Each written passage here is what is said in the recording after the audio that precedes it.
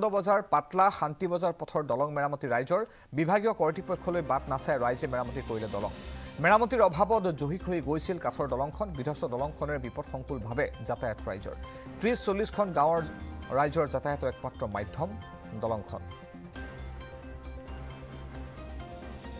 এই সন্দৰ্ভত চাওক হালবাৰীৰ সাংবাদিক লৱ কুমাৰ দাসৰ এক প্ৰতিবেদন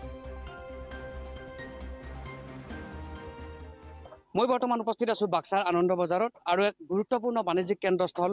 আনন্দ বজাৰৰ পৰা পাটলা সংযোগী এই পথ যিটো পথ বৰ্তমান চৰকাৰৰ দৃষ্টিত প্ৰায় অৱহেলিত হৈ পৰা পৰিলক্ষিত হৈছে বিগত বছৰ ধৰি এই পথছোৱাৰে বিভিন্ন ক্ষেত্ৰৰ লোকসকলে যাতায়াত কৰে স্কুল কলেজে ছাত্ৰ ছাত্ৰীকে আদি কৰি এই অঞ্চলৰ লোক ইয়াত এই পথেৰে অহা যোৱা কৰে কিন্তু আজিলৈকে এই পথটো কোনো ধৰণৰ গুৰুত্ব প্ৰদান কৰা নাই যাৰ পৰিপ্ৰেক্ষিতত আজি এনেদৰে আনন্দ বজাৰবাসী ৰাইজ ওলাই আহিছে আৰু নিজে শ্ৰমেৰে কিছু টকা সংগ্ৰহ কৰি এনেদৰে পথ নিৰ্মাণ কৰাত ব্যস্ত হৈ পৰা পৰিলক্ষিত হৈছে আমি সহযোগীয়ে দেখুৱাই আছে এয়া হৈছে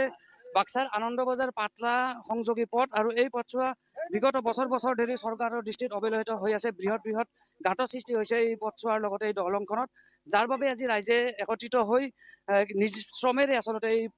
দলংখন নিৰ্মাণ কৰাৰ বাবে ব্যস্ত হৈ পৰা পৰিলক্ষিত হৈছে যদি আমি সম্ভৱ হয় কিছু কথা পাতিবলৈ যত্ন কৰিম স্থানীয় লোক আছে দাদা কেতিয়াৰ পৰা এনেদৰে হৈ আছে দলংখন এইটো আজি বহুত বছৰৰ পৰা হৈ আছে আৰু এই 4 বছৰ আগতে ভাল কৰিছিল ভাল কৰাৰ পাছত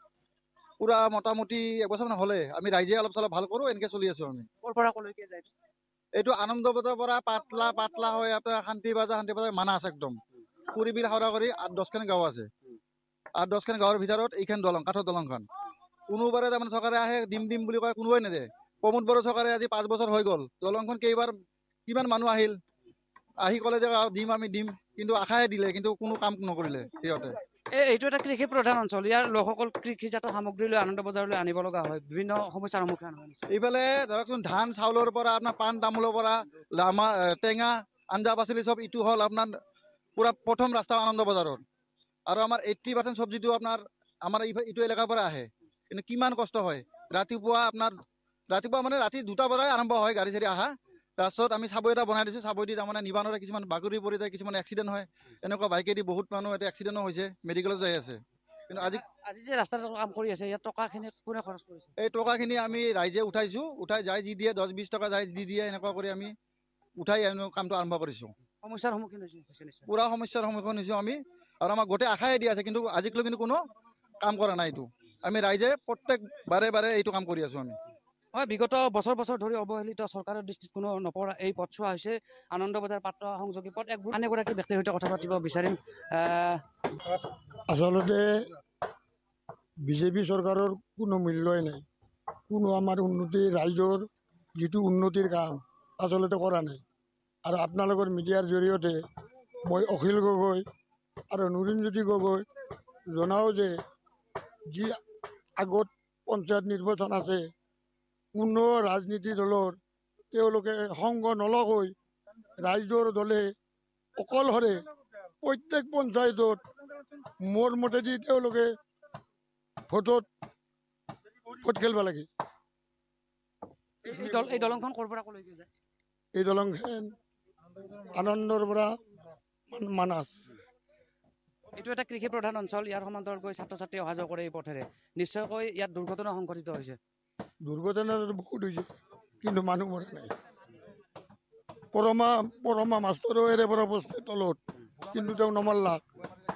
অটো চলি বসছে কিন্তু মৰা নাই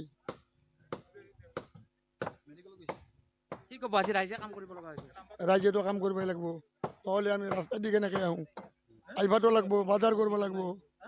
চৰকাৰক কিবা আহ্বান জনাইছিল নে কত আহিল কত গেল কিমানে দিম বুলি দিমা পাৰে কিন্তু কৰ্মটো নকৰে সেইকাৰণে আমি ৰাইজে দলঙৰ কামটো কৰিব লগাৰ বাধ্য হ'লোঁ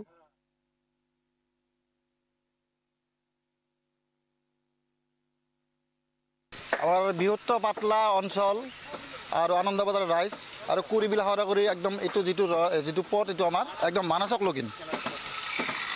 আৰু আপোনাৰ যিমান স্কুলৰ ছাত্ৰ ছাত্ৰী আছে এইখন দলংখনৰ কাৰণে আমাৰ বিৰাট তাৰমানে প্ৰয়োজন আছিল প্ৰত্যেকবাৰে নতুন চৰকাৰ আহে আমাক দিম বুলি কয় প্ৰত্যেকবাৰে আমাক ঠগাই দিয়ে যাওঁবাৰ এনেকুৱা কৰি 2-3টা দল আহিলে আমাৰ ইউপিপিএলৰ দল আহিলে বিজেপিৰো আহিলে আহি কৈছে দলংখন আমি পটকৈ সোনকালে আমি বনাই দি আছোঁ আপোনালোকে আমাক সহায় কৰক। আমি সহায় কৰিলোঁ ঠিকে, কিন্তু আমাক নিদিলে, দলংখন নিদিলে। এইবাৰ আমাৰ লাষ্টত উপায় নাই, যিহেতু আমাৰ বৃহত্তৰ অঞ্চল 20-30খন গাঁও লগ লাগি আমি এইখন দলঙৰে আপ ডাউন কৰোঁ। আৰু লগতে আমাৰ পাব্লিকখিনি আছে, লগতে আমাৰ কৃষি, আপোনাৰ চব্জি,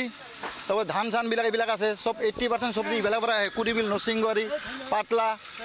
এইফালে আপোনাৰ সনবেৰাবৰী, একেবাৰে আপোনাৰ মানসক লগিন এইটো ৰাস্তা এইটো। কিন্তু গোটেইকেইজন উপায় নাপাবৰি আমি ৰাইজে আৰু 10-20 টকা 50 টকা যাৰ পৰা যি পাইছোঁ এনেকৈ উঠাই লৈ আমি